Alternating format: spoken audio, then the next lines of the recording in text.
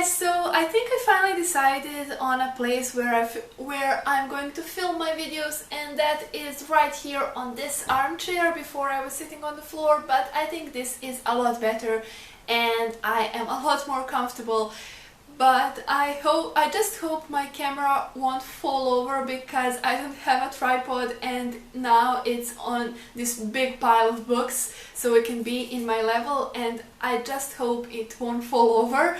But let's begin with the books. So this is my December wrap-up. In December I read only one book and a couple of graphic novels. I think they are here right beside me.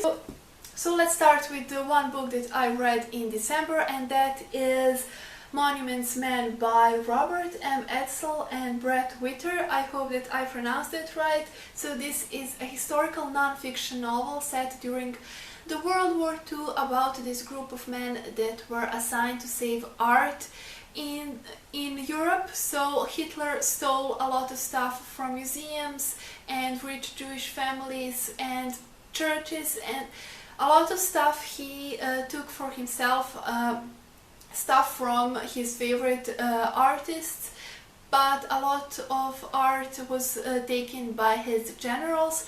So these men were assigned to save all that paintings and sculptures and everything and give them back where they belong. They had a lot of struggles with this assignment because no one took them seriously.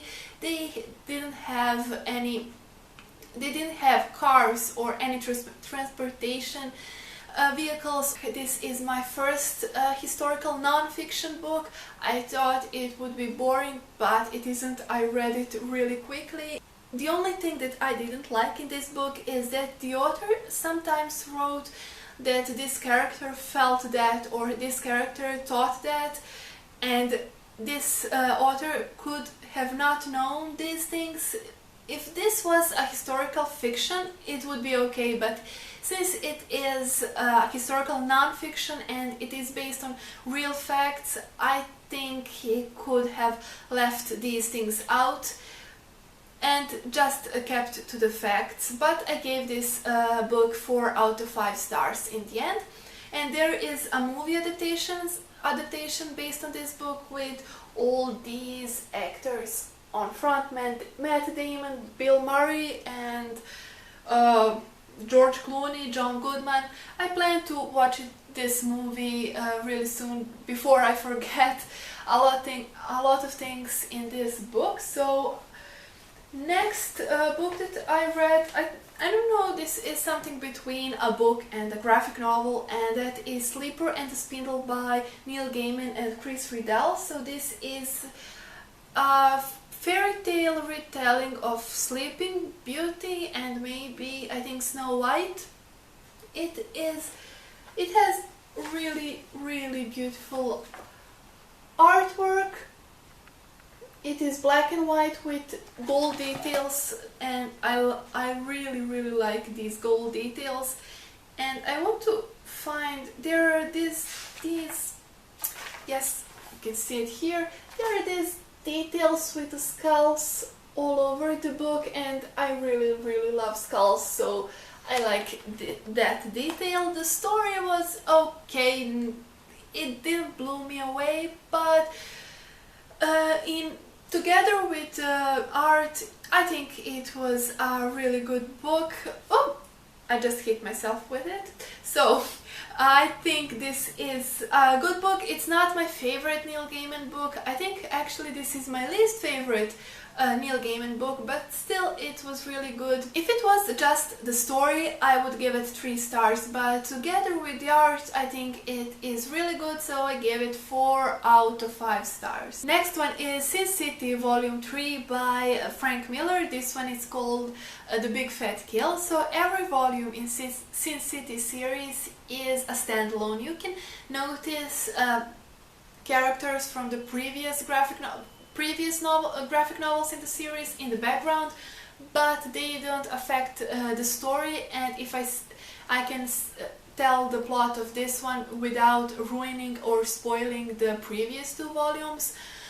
This volume follows Dwight. He gets into a fight with this ex-boyfriend of the girl he's seeing, and he ends up following him into the old town. The old town is ruled by girls, and this ex-boyfriend goes to the old town to he is looking for some fun, but he gets too rough and the girls kill him. The problem is that this man was a detective, and the girls have an agreement with the police and the mafia.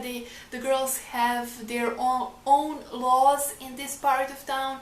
The police don't have any power in it, and by killing this man, they are breaking this agreement, so they need to get out of this, find a way to get out of this situation. I love the Sin City series. It is one of my favorite graphic novel series. This volume is my least favorite out of 3 that I read, but still it is really good. I think maybe it is not for everyone since it has a lot of mature content, but I still love it very, very much. Everything is in black and white, but there is some full color artwork in the front of this graphic novel.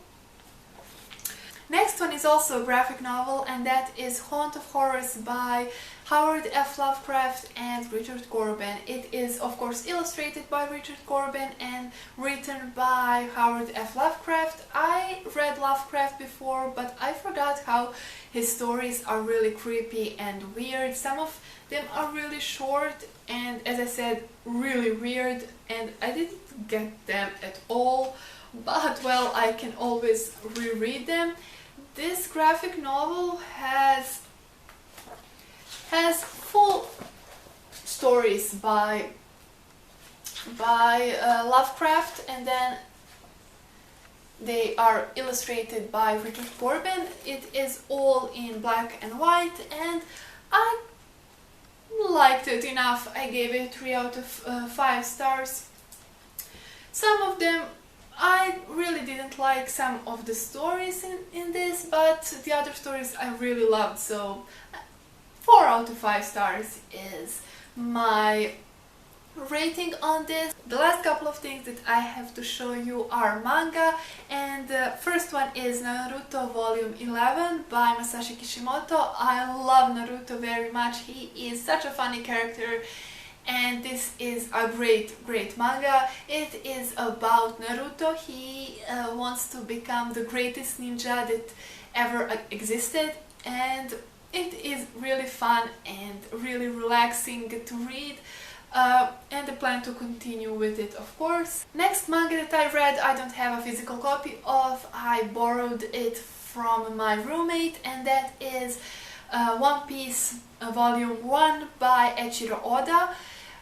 This one is about this boy named Luffy, and he wants to become a pirate and and find this big treasure that all of the pirates are looking for, and that treasure is called One Piece.